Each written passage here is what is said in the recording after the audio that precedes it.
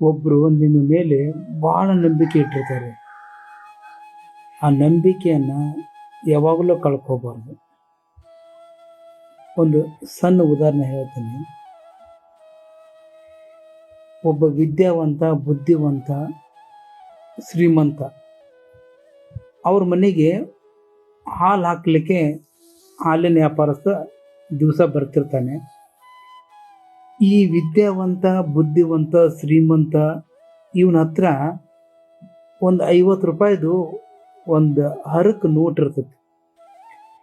ಇವನು ಆ ಹರಕು ನೋಟನ್ನು ಯಾರಿಗೆ ಕೊಡಬೇಕು, ಇದನ್ನು ಹೆಂಗೆ ಈ ದುಡ್ಡನ್ನು ನಡೆಸಬೇಕು ಅಂತೇಳಿ ಯೋಚನೆ ಮಾಡ್ತಿರ್ತಾನೆ. ಅಷ್ಟೊತ್ತಿಗೆ ಈ ಹಾಲಿನ ವ್ಯಾಪಾರಿ ಪ್ರತಿದಿನ ಅವ್ರ ಮನೆಗೆ ಬಂದು ಹಾಲು ಹಾಕ್ತಿದ್ದಲ್ಲ, ಹಂಗೆ ಪ್ರತಿದಿನ ಮನೆಗೆ ಬಂದು ಅವ ಹಾಲು ಹಾಕ್ಲಕ್ಕೆ ಬರ್ತಾನೆ. ಬಂದಾಗ ಅವನು ಹಾಲು ಹಾಕ್ತಾನೆ, ದಿವಸ ಅವನಿಗೆ ರೊಕ್ಕ ಕೊಡಂಗೆ ಇವನು ಕೊಡ್ತಾನೆ. ಅವತ್ತೇನು ಮಾಡ್ತಾನೆ, ದಿನ ಕೊಡೋ ಪ್ರಕಾರನ ದುಡ್ಡು ಕೊಟ್ಟಾನ ಅಂತ ತಿಳ್ಕೊಂಡು ಈ ಹಾಲಿನ ವ್ಯಾಪಾರಸ್ಥ ಬಡ ಮನುಷ್ಯ ಆ ಹರಕು ನೋಟನ್ನು ತಗೊಂಡು ಹೋಗ್ತಾನೆ. ಇವ ಬುದ್ಧಿವಂತ, ಶ್ರೀಮಂತ, ಇವನು ನಂದು ಹರಕು ನೋಟ 50 ರೂಪಾಯಿ ಹೆಂಗಿದ್ರು ಹೋಯ್ತಲ್ಲ, ಚಲೋ ಆಯ್ತು ಅಂತೇಳಿ ಒಳಗೊಳಗೆ ಖುಷಿ ಪಡ್ತಿರ್ತಾನೆ. ಬಟ್ ಆ ಬಡ ಹಾಲಿನ ವ್ಯಾಪಾರಸ್ಥ ವಿಶ್ವಾಸ ಮೇಲೆ ತಗೊಂಡು ಹೋಗಿರ್ತಾನೆ.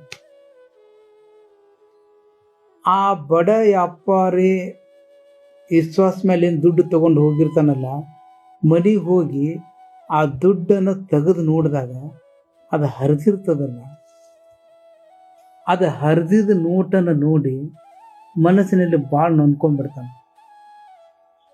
ಇಷ್ಟೆಲ್ಲ ಚಂತನ ಕಷ್ಟಪಟ್ಟು ದುಡಿದಿದ್ದ ಇಂಥ ಶ್ರೀಮಂತರು, ಬುದ್ಧಿವಂತರು, ವಿದ್ಯಾವಂತರು ಇವರು ನನ್ನಂತವನಿಗೆ ಹಿಂಗೆ ಮೋಸ ಮಾಡಿದ್ರಂತೆ ಮನಸ್ಸಿನಲ್ಲಿ ನೊಂದ್ಕೋತಾನಲ್ಲ. ಆ ಒಬ್ಬ ಬಡ ಮನುಷ್ಯ, ಕಷ್ಟಪಟ್ಟಂಥ ಮನುಷ್ಯ ಮನಸ್ಸಿನಲ್ಲಿ ನೊಂದ್ಕೊಂಡಿದ್ದಕ್ಕೆ ಇವನಿಗೆ ಏನಾಗ್ತೈತಿ ಗೊತ್ತಾನ? ಬುದ್ಧಿವಂತ, ಶ್ರೀಮಂತ, ವಿದ್ಯಾವಂತಗೆ ಹಾಲು ಕಾಸ್ಲಾಕ ಹೋಗ್ತಾನೆ. ಹಾಲು ಕಾಸ್ಲಾಕ ಹೋದ್ರೆ ಈ ಬಡ ಮನುಷ್ಯ ಮನಸ್ಸಿನಾಗ ಏನು ಶಾಪ ಹಾಕೊಂಡಿರ್ತಾನಲ್ಲ, ನೊಂದ್ಕೋತಾನಲ್ಲ, ಅದರಿಂದ ಒಲಿ ಮೇಲೆ ಕುದಿಯುವಂಥ ಹಾಲು ಸುದೆ ಕೆಟ್ಟು ಹೋಗ್ಬಿಡ್ತದೆ.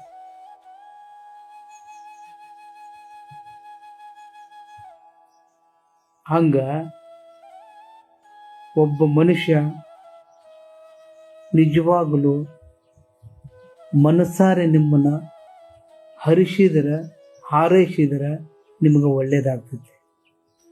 ಅವ್ರಿಗೆ ನೀವು ಮೋಸ ಮಾಡಿ ನಾ ಗೆದ್ದಿನ ಅಂತ ನೀವು ತಿಳ್ಕೊಳ್ತೀರಿ. ಆದರೆ ಪ್ರತಿ ಕ್ಷಣ ಅವನು ಯಾವಾಗ ಈ ಥರ ನನಗೆ ಮೋಸ ಮಾಡಿದ್ರಲ್ಲ ಅಂತೇಳಿ ನೊಂದ್ಕೋತಾನೋ ಅವಾಗ ಒಂದು ಸಲ ನಿಮಗೆ ಅದು ಪಾಪ ತಡ್ತೈತಿ. ಇದನ್ನು ತಿಳ್ಕೊಡ್ರಿ. ಇನ್ನೊಬ್ರಿಗೆ ಮೋಸ ಮಾಡಿ ಖುಷಿ ಪಡಕ್ಕೆ ಹೋಗ್ಬೇಡ್ರಿ, ಇನ್ನೊಬ್ರಿಗೆ ಸಹಾಯ ಮಾಡಿ ಖುಷಿ ಪಡ್ರಿ. ದೇವ್ರು ನಿಮಗೆ ಮೆಚ್ಚುತ್ತಾನೆ. ನಿಮಗೆ, ನಿಮ್ಮ ಮಕ್ಕಳಿಗೆ ಒಳ್ಳೇದಾಗುವಂಗ ದೇವ್ರು ನೋಡ್ಕೊಂಡು ಹೋಗ್ತಾನೆ. ನೀವು ಈಗಿನ ಪೂರ್ತಿಗೆ ಅಷ್ಟೇ ನೀವು ಖುಷಿ ಪಟ್ಟಿರ್ತೀವಿ, ಇನ್ನೊಬ್ರಿಗೆ ಮೋಸ ಮಾಡಿದ್ರಂತಂದರೆ ಒಂದಿಲ್ಲ ಒಂದು ದಿವಸ ಅದನ್ನಿಲ್ಲಿ ನೀವು ಅನುಭವಿಸೇ ಹೋಗ್ತೀರಿ. ಈ ವಿಡಿಯೋ ನಿಮಗೆ ಇಷ್ಟ ಆಗಿತ್ತಂದ್ರೆ ಶೇರ್ ಮಾಡಿರಿ, ಕಮೆಂಟ್ ಮಾಡಿರಿ, ಫಾಲೋ ಮಾಡಿರಿ, ಸಬ್ಸ್ಕ್ರೈಬ್ ಮಾಡಿರಿ. ನಮಸ್ಕಾರ.